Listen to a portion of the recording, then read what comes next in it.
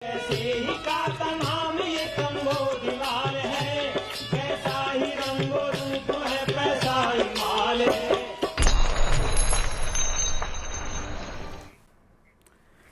नमस्कार, मैं हूं शुभम शंकरधर। आप देख रहे हैं मनी 9। स्वागत है आपका हमारे prime time show money central में। मेरे साथ स्टूडियो में मनी 9 के एडिटर अंशुमान तिवारी जी जुड़ गए हैं। सर, बहुत स्वागत है आपका।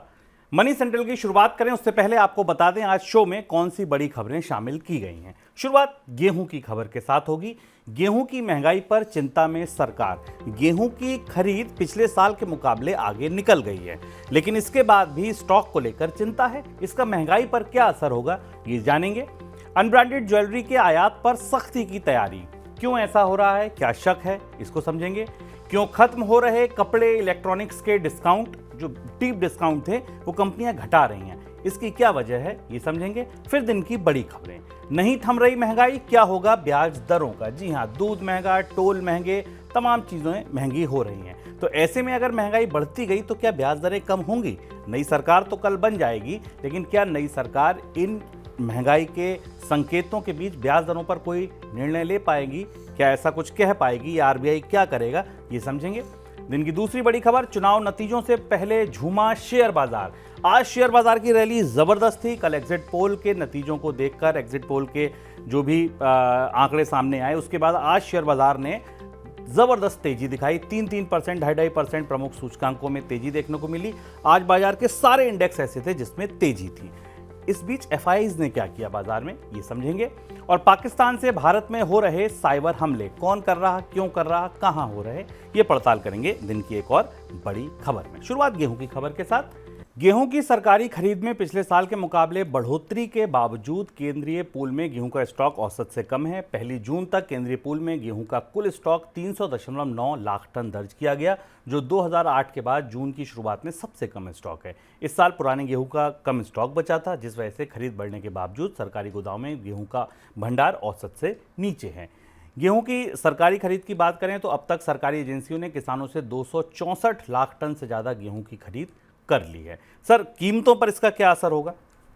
गेहूं की चिंता अब सरकार के लिए थोड़ी ज़्यादा गंभीर हो रही है, क्योंकि गेहूं की खरीद का सीज़न अब करीब करीब किनारे आ गया है और अब नई सरकार आने के बाद सबसे पहले उसे खरीफ की फसल की चिंता करनी होगी। और cabinet committee on economic affairs की पहली बैठक में ही खरीफ के समर्थन मूल्य की तैयारी करनी होगी, क्योंकि उसके आधार पर मानसून सामने खड़ा है और खरीफ के लिए कीमतों की घोषणा की जानी है। गेहूँ का स्टॉक बफर नार्म से, जो सुरक्षा का नाम है, उससे थोड़ा सा ही ऊपर है।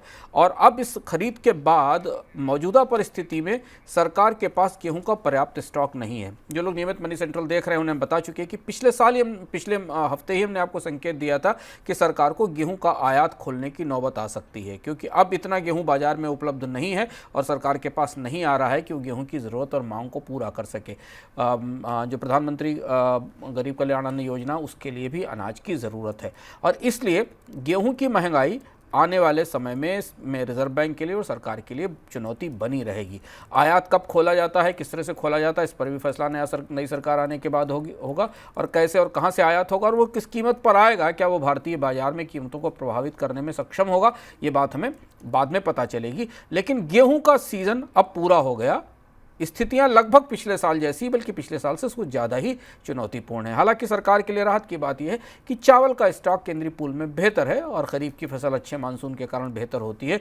तो ओवरऑल फूड स्टॉक्स के मैनेजमेंट में या फूड भंडार के मैनेजमेंट में सरकार को थोड़ी सी राहत मिलेगी, पर गेहूँ की महंगाई से राहत शायद नहीं मिलेगी। फिनटेक कंपनियों के लेन देन की स्क्रूटनी के तहत प्रवर्तन निदेशालय 50,000 करोड़ रुपए के संदिग्ध अवैध रेमिटांस की जांच कर रहा है। इन कंपनियों ने पैसे हासिल करने और देश से बाहर पैसे भेजने के लिए फर्जी ट्रांजैक्शन का सहारा लिया, ऐसा शक है। इनमें सॉफ्टवेयर और सेवाओं का आयात, स्पेशल इकोनॉमिक जोन यूनिट से एक्सपोर्ट, क्लाउड कंप्यूटिंग सर्विस उपलब्ध कराना और जीपीयू सर्वर स्पेस की लीजिंग जैसे काम शामिल हैं। सर, कहाँ से आए हैं ये लेन देन और किस तरीके के हैं ये लेन देन। ये भारत में अपने तरीके का पहला मामला है जिसमें 50,000 करोड़ रुपए की खासी बड़ा हिस्सा है जो भारत से अवैध रूप से बाहर भुगतान के तौर पर गया है। और ये जो ईडी ने जिनकी जांच शुरू की है, ये अपने तरीके के पहले मामले हैं। इसमें ज़्यादातर लेन देन फिनटेक फर्म्स के जरिए हुए हैं और ये हांगकांग, कनाडा के जरिए हुए हैं, जिसमें कि कंपनियों ने कई तरीके की कंप्यूटर सर्विसेज ली हैं, क्लाउड कंप्यूटिंग की सेवाएं ली हैं, क्रिप्टो करेंसी एसेट्स की बिक्री की है। ऐसे आमतौर पर ऐसे ट्रांजैक्शन इसमें शामिल हैं जिन ट्रांजैक्शंस को ईडी या भारत का प्रवर्तन निदेशालय हमेशा से संदेह के दायरे में रखता रहा है। तो 50,000 करोड़ के ये ट्रांजैक्शंस ऐसे हैं जिनका भुगतान फिनटेक कंपनियों के जरिए किया गया, ऑनलाइन ट्रांजैक्शन के जरिए किया गया है और ये प्रथम दृष्टया मनी लॉन्ड्रिंग का मामला और फेमा का मामला बनता है। इसमें खासतौर पर जैसे एक कंपनी है जिसने करीब 1850 करोड़ रुपए की क्रिप्टो एसेट्स सेल कर दी, जिसकी बिक्री जिसको बेचकर उसके पैसे की पहुंच दिखाई गई। इसी तरह से बहुत सारा पैसा कुछ कंप्यूटर सर्विसेज लेने के लिए, जीपीयूज खरीदने के लिए भी दिया गया या लिया गया है और ये जो ट्रांजैक्शंस हुए हैं, इन ट्रांजैक्शंस की अब ईडी जांच कर रहा है। सोने की रिकॉर्ड कीमत के बढ़ोतरी के बावजूद देश में अनब्रांडेड ज्वेलरी का आयात बहुत ज़्यादा हो गया है। ऐसे में जांच एजेंसियां काफ़ी सतर्क हो गई हैं। सीबीआईसी ने इंटरनेशनल बॉर्डर और आयातकों पर अपनी निगरानी बढ़ा दी है। सीबीआईसी और डीआरआई ने मिलकर चालू वित्त वर्ष के 2 महीनों में 5 टन सोने को जब्त किया है। ये वित्त वर्ष 2022-23 के दौरान जब्त किए गए कुल सोने से 30% ज़्यादा है। वित्त वर्ष 2022-23 में 3.5 टन सोना पकड़ा गया था। तो फिर सख्ती की तैयारी क्यों है सर? सोने की तस्करी बढ़ रही है। सोने की अंतर्राष्ट्रीय बाजार में कीमतें बढ़ने के बाद, भारत में ड्यूटी बढ़ने के बाद, जैसा स्वाभाविक तौर पर होता है, महंगा होने के बाद सोने की तस्करी बढ़ती है और इस बार सोने की तस्करी पूर्वी एशिया के देशों के माध्यम से हो रही है और इसमें भी खासा सोना अनब्रांडेड गोल्ड ज्वेलरी के नाम पर आ रहा है, यानी सीधे सोने की बिस्किट या छड़ों की नहीं बल्कि ज्वेलरी की तस्करी हो रही है। इसमें जो जाँच एजेंसियाँ, उन्हें इस बात का शक है कि कई जगह फ्री ट्रेड एग्रीमेंट्स का इस्तेमाल किया जा रहा है, खासतौर से आसियान के फ्री ट्रेड एग्रीमेंट का प्रयोग किया जा रहा है, जिसमें ये सोना इनके जरिए इन फ्री ट्रेड एग्रीमेंट के जरिए जो शुल्क मुक्ति या जो ड्यूटी रिबेट मिलती है उसका फ़ायदा उठाकर लाया जा रहा है। इसलिए अब स्पेसिफिकली भारत की जो जांच एजेंसी है वो अनब्रांडेड ज्वेलरी के इंपोर्ट पर और इंपोर्टर्स पर करीब से निगाह रख रही है, क्योंकि जो सोने की तस्करी का बड़ा जरिया है वो इस तरीके की ज्वेलरी बन रही है। कपड़ों, इलेक्ट्रॉनिक्स और फुटवियर पर मिलने वाले डिस्काउंट अब खत्म हो रहे हैं। धीमी रिटेल सेल ग्रोथ को देखते हुए कई प्रमुख रिटेलर्स अपने प्रॉफिट को बनाए रखने के लिए अपने उत्पादों पर डिस्काउंट को कम कर रहे हैं। डिस्काउंट में कटौती करने वाले प्रमुख रिटेलर्स में आदित्य बिरला फैशन रिटेल, अरविंद और वी मार्ट जैसे प्रमुख नाम भी शामिल हैं। सर, ऐसी नौबत क्यों आ गई? मांग में कमी स्पष्ट रूप से दिख रही है। हम लोग लगातार इस पर चर्चा कर रहे हैं और अब जितने भी रिटेल स्टोर है, ऑर्गेनाइज रिटेल है, वहां पर अब डिस्काउंट्स कम होते चले जा रहे हैं। आमतौर पर यह मौसम ऐसा होता है जिस समय डिस्काउंट्स बढ़े हुए होते हैं, लेकिन गारमेंट में खास तौर पर डिस्काउंट्स में खासी कमी दिखाई दे रही है, क्योंकि सेल्स कम है इस साल। पूरे गर्मी के सीज़न में, जनवरी के बाद से अभी तक के सीज़न में सेल्स में या बिक्री में कंपनियों को अच्छी ग्रोथ नहीं दिखाई दी है और इसलिए अब कॉस्ट रिकवर करने के लिए कीमतें बढ़ाई जा रही हैं। प्रत्यक्ष रूप से या ये डिस्काउंट में कमी है, पर परोक्ष रूप से इसका असर हमें गारमेंट्स की कीमतों पर आने वाले समय में भी दिखाई देगा। दूसरी महत्वपूर्ण बात यह कि अगर आपने हाल फिलहाल में ध्यान दिया हो तो कई सारे ऑनलाइन स्टोर्स पर भी अब डिस्काउंट्स कम होने लगे हैं, चाहे अमेजोन हो, फ्लिपकार्ट हो, यहाँ तक कि जो फूड डिलीवरी ऐप्स हैं या जो ग्रॉसरी डिलीवरी ऐप्स हैं उन पर भी अब डिस्काउंट्स में कमी हो रही है। बाजार नियामक सेबी ने आईपीओ लाने वाली कंपनियों के लिए डिस्क्लोजर नियमों को और कड़ा कर दिया है। इसके लिए सेबी ने इन्वेस्टमेंट बैंकर्स को 31 पॉइंट की एक एडवाइजरी भेजी है। यह एडवाइजरी कंपनियों, बैंकर्स और लीगल फर्म्स की मुश्किलें बढ़ा सकती है।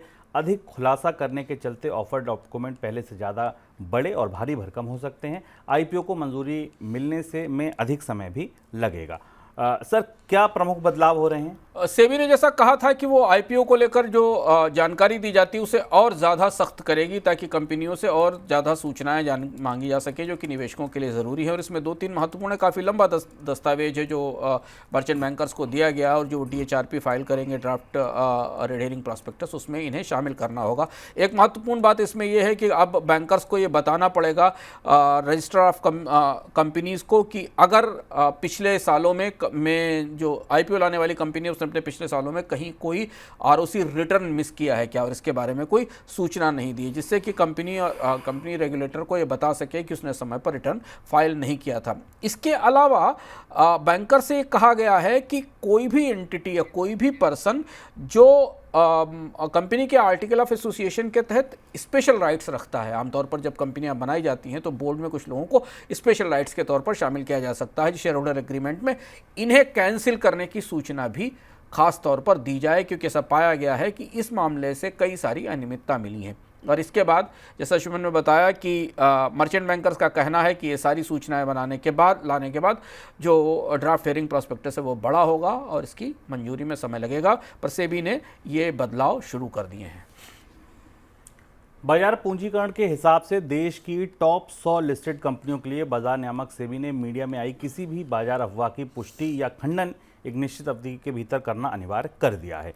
1 जून से ये नियम लागू हो गया है। इन कंपनियों को मीडिया में आई किसी भी घटना या जानकारी की पुष्टि, खंडन या स्पष्टीकरण 24 घंटे के भीतर देना होगा।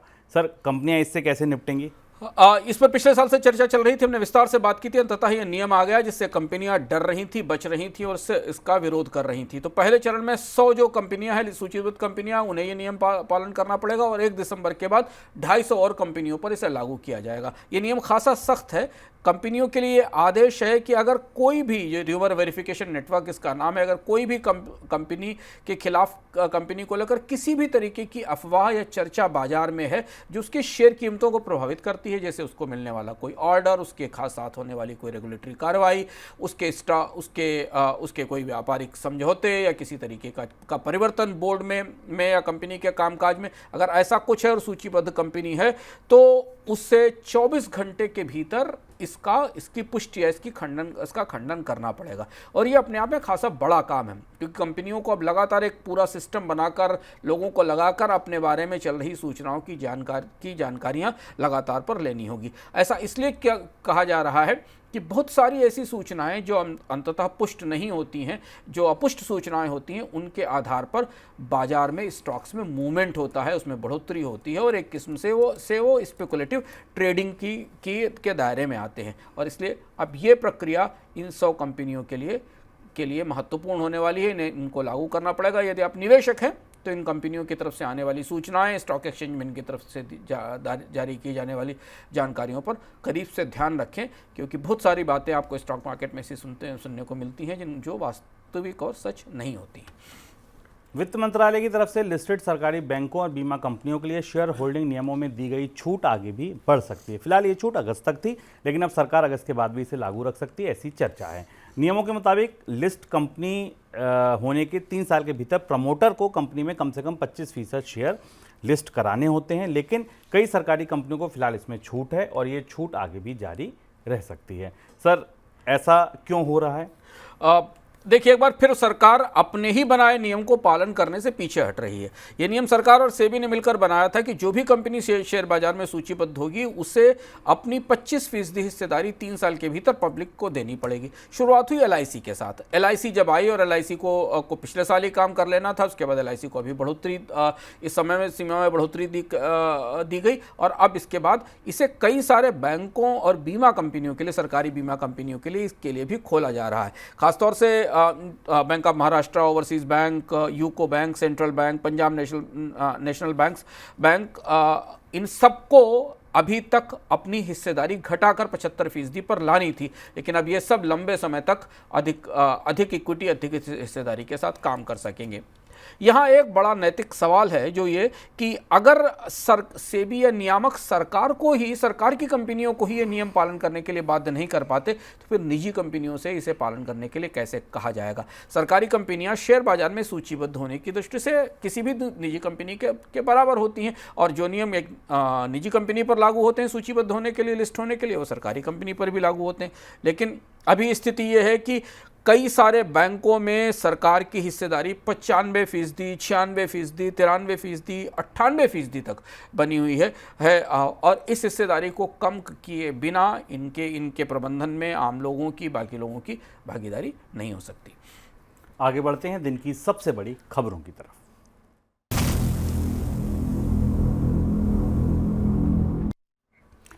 रिजर्व बैंक की इस हफ्ते होने वाली बैठक में पॉलिसी दरों में किसी तरीके का बदलाव होने की संभावना नहीं है। खाद्य महंगाई अब भी चुनौती बनी हुई है। दूध कंपनियों ने दूध के दाम फिर से बढ़ा दिए हैं। ऊपर से NHAI ने नाकों पर टोल की दरें बढ़ा दी हैं, जिस वजह से ट्रांसपोर्टेशन महंगाई बढ़ जाएगी। अनाज पहले ही महंगा है और अब आलू प्याज की महंगाई भी बढ़ रही है। इस महंगाई की वजह से रिजर्व बैंक की तरफ से ब्याज दरों में कटौती की उम्मीद नहीं है। हालांकि बैंकों के सामने लिक्विडिटी की चुनौती बनी हुई है, जिस वजह से RBI की तरफ से ब्याज दरों में बढ़ाए जाने की संभावना भी ना के बराबर है। पूरी संभावना है कि रिजर्व बैंक पॉलिसी दरों को यथास्थिति रख सकता है। सर, पहला सवाल महंगाई को लेकर। महंगाई के ये जिस तरीके के नए संकेत आने शुरू हुए हैं, दूध से, टोल नाकों से, क्या आपको लग रहा है कि नए संकेत किस तरफ इशारा कर रहे हैं? देखिए, महंगाई केवल चुनाव के कारण स्थगित थी, कहीं गई नहीं थी। जो बाकी इन्फ्लेशन, नॉन पॉलिसी इन्फ्लेशन है, वो तो लगातार बढ़ रही है। जैसे गेहूं की महंगाई के बारे में आपको बताया, उसमें बढ़ोतरी दिख रही है। बाकी सब्जियों की महंगाई के बारे में केवल वो इन्फ्लेशन जिसे चुनाव के दौरान सरकार की नीतियों की वजह से आती थी, उसे रोक दिया गया था, वो दोबारा सक्रिय होती दिखाई दे रही है। और इस मामले में रिजर्व बैंक की जो मॉनेटरी पॉलिसी कमेटी की बैठक है, जो इस हफ्ते होनी है, उसकी शुरुआत पर खाद्य महंगाई की बड़ी छाया दिख रही है। दूध की कीमतों का बढ़ना मार्च में संभावित था, जिसे टाल दिया गया था चुनाव के कारण। उसमें बढ़ोतरी हो रही। पिछले 3 साल से लगातार हम दूध की कीमतों में साल में एक बार से ज़्यादा बढ़ोतरी देख रहे हैं। आपको बताएं कि भारत में मिल्क इन्फ्लेशन लगभग 9 से 10% के आसपास पिछले 1 साल से बनी हुई है। और अब दूध की कीमतों में बढ़ोतरी के बाद सारे डेयरी प्रोडक्ट्स का, घी, दही, मक्खन और इसके जितने डेरिवेटिव्स हैं, उनकी कीमतों में बढ़ोतरी होना शुरू होगी। चाय की कीमतों में बाजार में बढ़ोतरी होना शुरू होगी। और ये दूध की महंगाई भारत के लिए ज़्यादा चुनौतीपूर्ण इसलिए और ज़्यादा रहस्यमय इसलिए क्योंकि भारत दुनिया के सबसे बड़े दूध उत्पादकों में है। उसके बाद भी दूध की महंगाई नियंत्रित नहीं हो पा रही है और ये रिजर्व बैंक के फैसले पर बाधा बनेगी। हमने हाल में विस्तार से इकोनॉमिक में इस पर चर्चा भी की थी कि भारत की खाद्य महंगाई किस तरह से जटिल और जिद्दी हो गई और भारत उन चीज़ों में खाद्य महंगाई का सामना कर रहा है जिनके उत्पादन में वो आत्मनिर्भर है, जिसके लिए उसे आयात नहीं करना पड़ता। अब इसके बाद हम ट्रांसपोर्ट की महंगाई पर आते हैं। NHAI ने भी चुनाव के कारण अपने टोल की दरों में बढ़ोतरी टाल दी थी, वो भी अब वापस आ गई है, आज से लागू हो गई है। चुनाव का खत्म होने का इंतजार किया जा रहा था। पिछले 3 साल में ये तीसरी बड़ी टोल हाइक है। इससे पहले 2022 में करीब 10%, 15% के आसपास टोल बढ़ा था। पिछले साल 7% बढ़ा था और इस साल 5% बढ़ा है। और अब भारत के अधिकांश राजमार्गों पर टोल की दरें खासी ऊंची हो गई हैं। यहाँ भी खासे सवाल हैं जिनका जवाब सरकारें नहीं देती आमतौर पर कि टोल की दरें लगातार बढ़ते जाने की वजह क्या है, जबकि लोग सड़क बनाने के लिए अलग अलग तरीके से टैक्स देते हैं, जिसमें रोड टैक्स भी शामिल है और जिसमें पेट्रोल पर लगने वाला सेस भी शामिल है। लेकिन इस परिवहन के महंगे होने का असर हमें फल, सब्जियों, दूध और सामानों की कीमत पर दिखाई देगा क्योंकि टोल महंगा हो रहा है। और ये भी Shaktikanta Das reserve bank governor के लिए एक बड़ी चुनौती आने वाले समय में होगी कि ट्रांसपोर्ट रिलेटेड इन्फ्लेशन सामने आने वाली है। कुछ और महंगाइयाँ लाइन में लगी हुई हैं, जिसमें मोबाइल के टैरिफ हैं जिनके बढ़ाने की तैयारी हो रही। चुनाव के नतीजे आने के बाद देश की प्रमुख कंपनियां मोबाइल के टैरिफ में भी बढ़ोतरी करेंगी।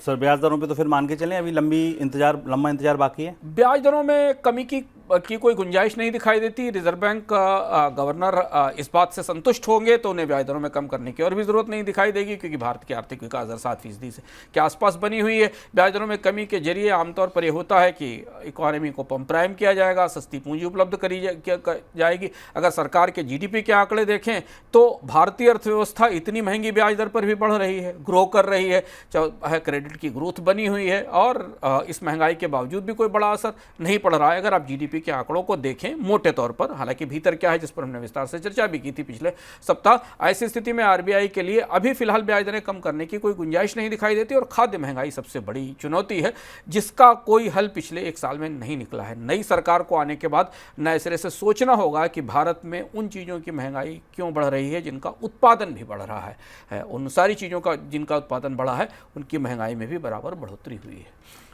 OPEC प्लस देशों ने कच्चे तेल के उत्पादन में कटौती की अपनी योजना को अब 2025 के अंत तक जारी रखने का फैसला किया। ये फैसला slow demand growth, high interest rate और US में बढ़ते ऑयल प्रोडक्शन के कारण उपजी चुनौतियों के मद्देनजर मार्केट को स्टेबलाइज करने के लिए किया गया है। सर, मिडिल ईस्ट का तनाव देख लिया, OPEC का कट देख लिया, एशिया के लिए प्राइजेस सब कुछ देख लिया, लेकिन कच्चे तेल की कीमतें जहां थी लगभग लौट फेर के वहीं आज भी फ्लैट $81 के नीचे कारोबार कर रही हैं। $80 के आसपास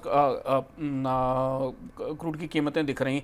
ओपेक देशों के उत्पादन में कटौती की समय सीमा और आगे समय तक बढ़ाए जाने की संभावना थी। पिछले सप्ताह में इस बात की संभावना थी कि ओपेक देश अपने इस उत्पादन में कटौती को 2025 तक जारी रखेंगे और उन्होंने स्पष्ट कर दिया। लेकिन इसके बाद भी दो महत्वपूर्ण फैक्टर हैं जो इस बैठक से निकल कर आए, जिसका संकेत पिछले सप्ताह भी मिला था कि ओपेक के भीतर खासी असहमतियां हैं और ओपेक के देशों को लग रहा है कि बहुत सारे देश अपने उत्पादन का अनुशासन तोड़ रहे हैं और ज़रूरत से ज़्यादा तेल निकालकर बाजार में बेच रहे हैं, जिसकी वजह से बाजार में तेल की आपूर्ति बढ़ी हुई है और कीमतों को उस स्तर तक बढ़ाने में मदद नहीं मिल रही है जिनकी ज़रूरत है।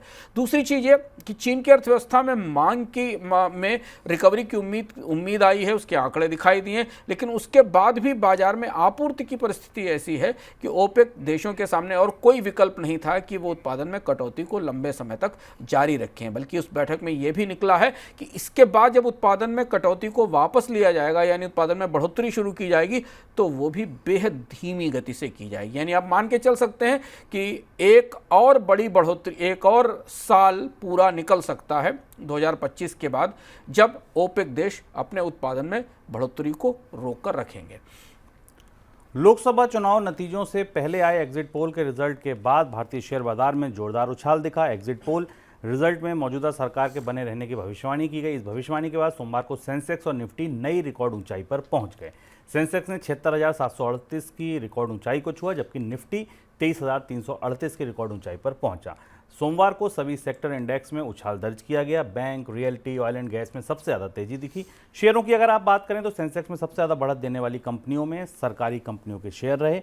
Power grid, state bank of India, NTPC सबसे ज़्यादा तेजी दिखी यहाँ पर। सर, इस बीच एफआईज का रुख कैसा रहा ये जानना बहुत ज़रूरी है, क्योंकि एफआईज लंबे समय से बिकवाली कर रहे थे, शॉर्ट पोजीशन में थे।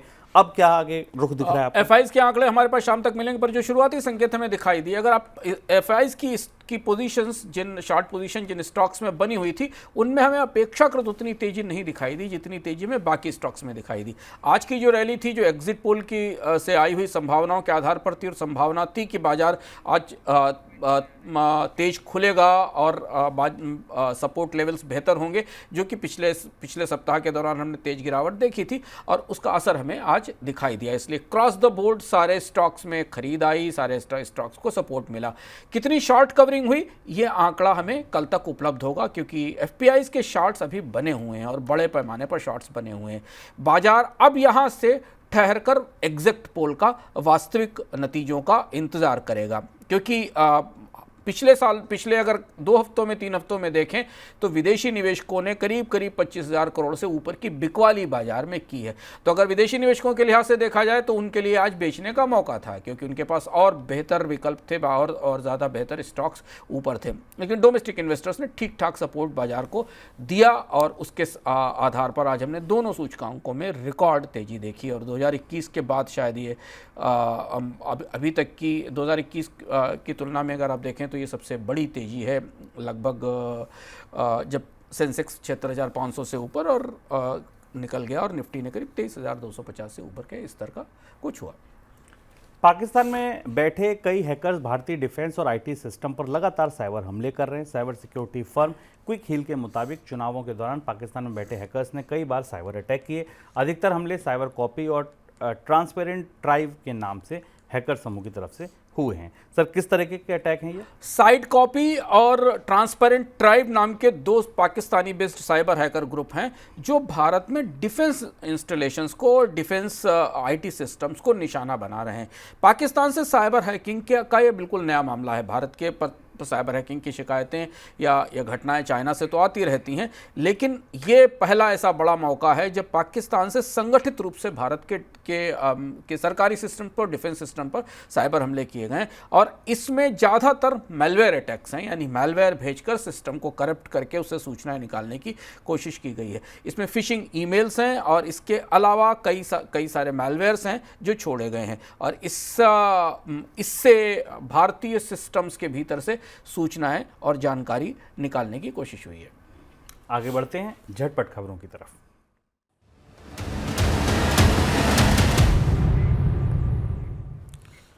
ओला इलेक्ट्रिक 500 कर्मचारियों की छंटनी कर सकती है। आईपीओ लाने से पहले कंपनी ऑपरेशन लागत को काबू रखने के लिए कर्मचारियों की कटौती कर सकती है। नौकरी से हटाने वाले कर्मचारियों की तादाद में बदलाव हो सकता है, क्योंकि इलेक्ट्रिक दोपहिया बनाने वाली ये कंपनी अभी छंटनी के पैमानों को पूरा करने की प्रक्रिया में है।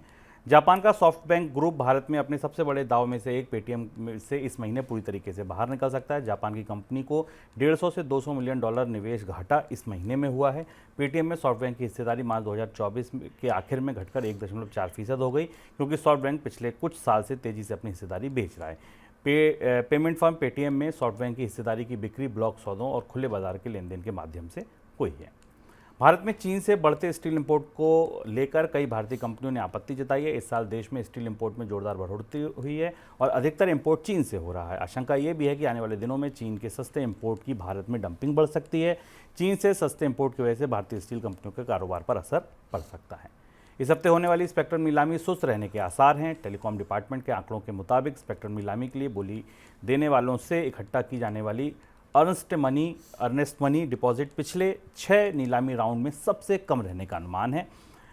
टेलीकॉम सेक्टर की सबसे बड़ी कंपनी रिलायंस जियो ने नीलामी को पर सतर्क रुख अपनाया है। रिलायंस जियो, भारतीय एयरटेल और वोडाफोन आइडिया स्पेक्ट्रम बोली के लिए ईएमडी के तौर पर 4,350 करोड़ रुपए जुटाए हैं। संयुक्त ईएमडी रकम साल 2022 में 5 गुना ज़्यादा थी। सर, कोई टिप्पणी आपकी? स्पेक्ट्रम की डिमांड खासी कम है, क्योंकि कंपनियां अब अपने भारत की में बाजार में ज़्यादा कंपनियां ही नहीं है, 2 ही कंपनियां हैं खासतौर पर। इसके अलावा तीसरी वोडाफोन है जो अपना नेटवर्क तैयार कर रही है। अधिकांश कंपनियों ने अपने नेटवर्क्स की तैयारी कर ली है। 5G का रोल आउट कर दिया गया, इसलिए स्पेक्ट्रम की नीलामी सरकार के लिए बहुत अच्छा राजस्व लेकर नहीं आएगी। और जुलाई में जब सरकार बजट पेश करेगी तो एक प्रमुख स्रोत है सरकार के लिए गैर टैक्स राजस्व का, नॉन टैक्स रेवेन्यू का, और वहाँ हमें खासतौर पर कमी दिखाई दे सकती है, जिसकी भरपाई सरकार को कहीं दूसरी जगह से करनी होगी। दूसरी चीज़, ओला इलेक्ट्रिक में छटनी की तैयारी शुरू हो गई है। ओला इलेक्ट्रिक को आईपीओ लाना है। अब इलेक्ट्रिक वाहन बनाने वाली कंपनियां, खासतौर से दोपहिया वाहन बनाने वाली कंपनियों को के लिए बाजार चुनौतीपूर्ण होता जाएगा आने वाले समय में, क्योंकि सरकार ने इसे सब्सिडी खत्म करने का, कम करने का फैसला किया है और उसके बाद तेज गिरावट आई है भारत में इलेक्ट्रिक वाहनों की बिक्री में और उनकी कीमतें बढ़ी हैं। तो ये था हमारा आज का मनी सेंट्रल। कल फिर आएंगे नए संस्करण के साथ। तब तक के लिए दीजिए इजाजत। नमस्कार। ऐसे ही